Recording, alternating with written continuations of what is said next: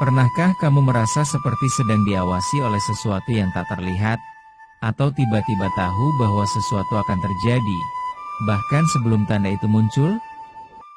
Leluhur Jawa menyebut keadaan itu sebagai waskita, bukan sekadar firasat, bukan pula sekadar kebetulan. Ia adalah mata batin yang terbangun melalui jalan sunyi, melalui tirakat yang tidak semua orang sanggup menjalaninya. Namun satu hal jarang dibahas, semakin keras seseorang mengejar kesaktian, semakin jauh ia dari kewaskitaan sejati. Lalu, apa sebenarnya rahasia tirakat yang membuat warisan batin leluhur terbuka dengan sendirinya? Tirakat Waskito, jalan sepi menuju terbukanya. Warisan batin leluhur. Di tanah Jawa, kebijaksanaan tidak diwariskan melalui teriakan. Ia tidak datang dalam gemuruh, tidak pula menuntut pengakuan. Ia lahir dari kesunyian, dari laku yang tidak banyak dilihat orang, dari tirakat yang dilakukan ketika dunia sedang terlelap. Tirakat bukan sekadar menahan lapar, bukan hanya begadang atau mengurangi tidur. Dalam ajaran kebatinan Jawa, tirakat adalah proses pengendapan diri. Mengendapkan nafsu, mengendapkan ambisi, mengendapkan kegaduhan pikiran.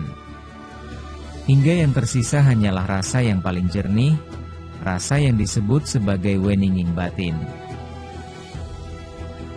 Waskita bukanlah kemampuan melihat makhluk halus, bukan pula kesaktian yang bisa dipamerkan. Waskita adalah kejernihan membaca tanda, kepekaan menangkap getar kehidupan, kemampuan memahami sesuatu sebelum ia terjadi, bukan karena sihir, melainkan karena batin telah selaras dengan irama alam. Para leluhur Jawa memahami bahwa manusia bukan hanya raga. Di balik tubuh yang tampak, ada lapisan rasa yang dalam. Ada kesadaran yang lebih luas dari sekadar pikiran. Namun kesadaran itu tertutup oleh kebisingan dunia, keinginan, amarah, iri, dan ketakutan. Karena itulah jalan sunyi dipilih. Dalam keheningan malam, ketika angin menyentuh daun dengan lembut, seorang yang bertirakat duduk bersila. Ia tidak mencari penglihatan. Ia tidak meminta keajaiban. Ia hanya menata napas, menata niat, menata hati. Pelan-pelan, tirai batin yang selama ini keruh mulai bening. Dan disitulah warisan leluhur mulai terasa. Warisan itu bukan berupa pusaka, bukan mantra yang dihafal, bukan pula ajian yang menggetarkan tanah. Warisan itu adalah cara melihat dunia dengan rasa yang dalam, cara membaca pertanda tanpa tergesa, cara memahami hidup tanpa reaktif. Orang Jawa menyebutnya eling lan waspada. Ingat dan sadar. Sadar bahwa hidup bukan hanya tentang apa yang terlihat. Ada hukum sebab akibat yang bekerja halus.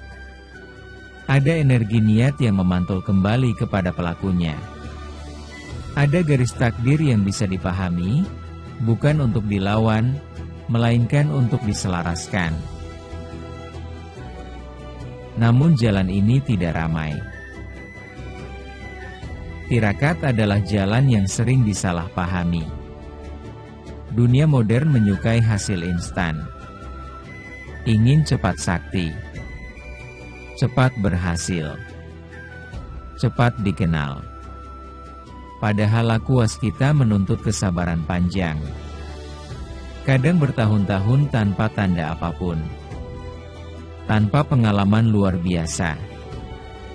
Hanya keheningan yang terasa. Disitulah ujian sejati.